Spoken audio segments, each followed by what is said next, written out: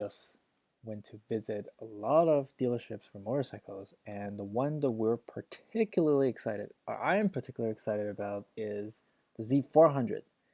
When it was first announced, I was just like, okay, it's like the same thing with Ninja 400, and they just removed the fairings. It's like, what's so excited about that? But then I did some comparison. So this bike only comes with ABS, and it's about $500 cheaper than the Ninja 400. From what the dealership has been telling me, that the Ninja 400 actually hasn't been selling well because they're not really offering rebates.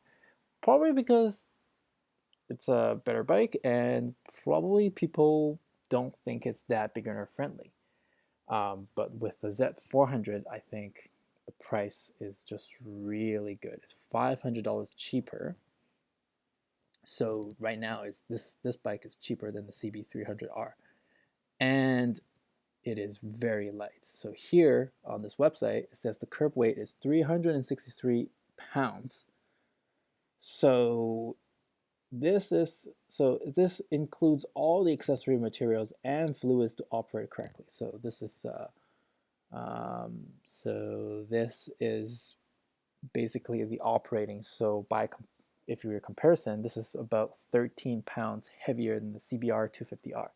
So with almost double the horsepower and only 15 pounds heavier. So by comparison, if you're looking at like an SV650, that's like 430. That's like 70 pounds heavier for a beginner bike, with a little bit more horsepower and significantly. So this bike is like what, like 6 grand? And the Z400 is like $4,800. So this bike is like really good deal, and it's lighter and it has enough horsepower. And I've just been looking at people's comments on this bike too.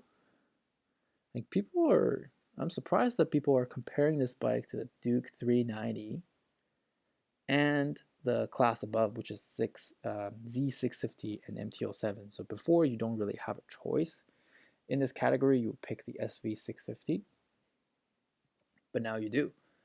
Or you pick the CB300.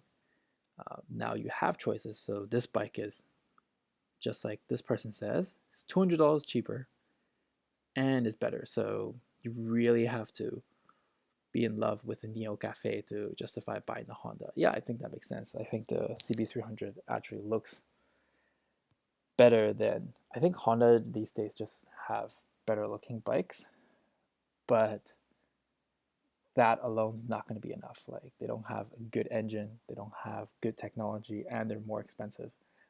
That's just not good enough for me. Like, and people seem to be really excited for this bike, and seems like the consensus is that it's just gonna um, go off the shelves very, very quickly, and it really doesn't have any competition in this class. Like, based on how cheap it is, the CB500F is 450 pounds. I mean, that's nuts. That's like almost like 90 pounds heavier than this bike, and it's probably more expensive too. And GW250 is just like, it's old, and Duke 390.